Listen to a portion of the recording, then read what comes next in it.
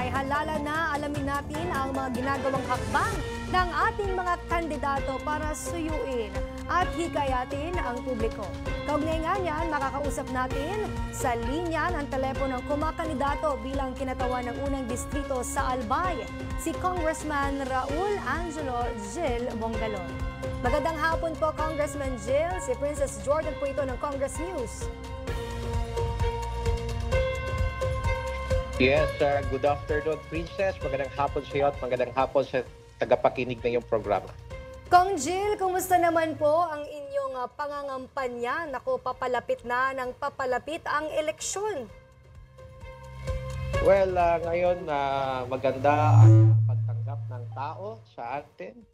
Mainit ang pag-accept sa ating pong kandidatura, pati yung ating kagrupo.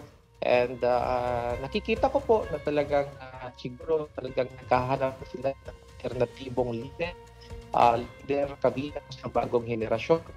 And that is leader kung yung madalang solusyon sa mga problema ng kiniinda ng ating mga kababayan.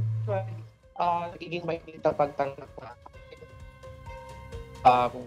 nakikita nila ang pagbabago as in and of course ang pag-asa na ngayon pong darating na eleksyon, meron silang alternatibong leader na maaasahan nila sa Kongreso.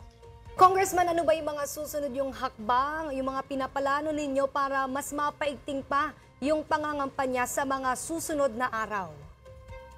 Yes, tama ka.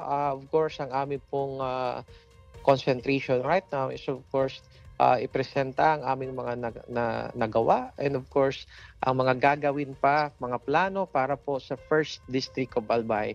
At ito po ang estilo ng aming pangangampanya, positibo and of course walang mga issue o mga negatibong mga dala-dala, mga batikos sa kalaban. Sapagkat para sa akin ang kampanya, dapat malaman ng taong bayan ano ang may lalagay natin, ang may bibigay natin ng mga programa at mga solusyon sa mga problema ng mga taga First District of Albay.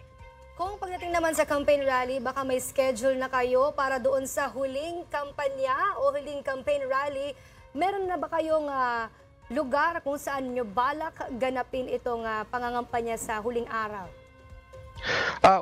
Considering na 6 na bayan ang aking pong nasasakupan, of course, May 9, we will schedule at least 3 municipalities, kasama na po ang Tabaco City, Malinao, and of course, Tiwi. At on May 10, meron ho kaming grand finale or rally dyan naman po sa munisipyo ng Bacacay, Santo Domingo at Malilipot. So yun po ang aming mga schedule para sa aming grand rally para po sa pagtatapos ng kampanya. Ito pong May 12, 2025 elections. And mukhang puspusan na nga po talaga inyong pangangampanya kasama inyong team. At sa ngayon nga ay kayo nga po ito nga nangunguna sa latest survey ng SWS sa pagkakongresista sa District 1 ng Albay. Ano pong masasabi nyo hinggil dito? Nagpapasalamat ako at nagiging maganda ang resulta ng ating survey at nangunguna tayo sa ating pong kalaban pagdating sa voters preference. Kaya pagpapatuloy ko lang ang ating magandang nasimulan and ito pong natitirang araw ng kampanya ay gugugulin namin upang mas lalo malaman ng ating mga taong bayan ng ating mga plano. Alam mo, Jordan, ito na ang hinihintay natin na pagbabago dahil nararamdaman ko sa aking pag-ikot na gusto na nila matapos ang dinastiya dito po sa Primer Distrito, kaya naghahanap sila ng bago, alternatibo, isang abogado at bata pa na congressman na kayang maging boses doon po sa House of Representatives. Ayun. Baka meron pa ko yung huling mensahe o paalala doon sa mga nais makiisa sa inyong campaign rallies at iba pang mga pagtitipon para sa ating mga kababayan. Well, hinihikayat ko po lahat ng ating po mga kababayan, lalong-lalo na sa iba-ibang bayan ng First District of Albay, na sa mga petsa na nabanggit ko kanina, May 9, magkakaroon po kami ng mga grand rallies sa Tabaco City, sa Malinao, sa Tiwi, Albay, at May 10, doon naman po sa bayan ng Santo Domingo, Bacacay at Manlilipot.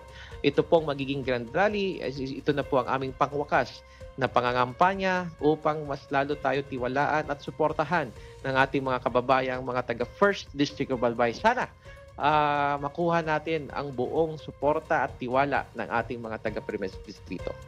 Ayun, maraming salamat po sa inyong oras na ibinigay Representative Jill Bongalon.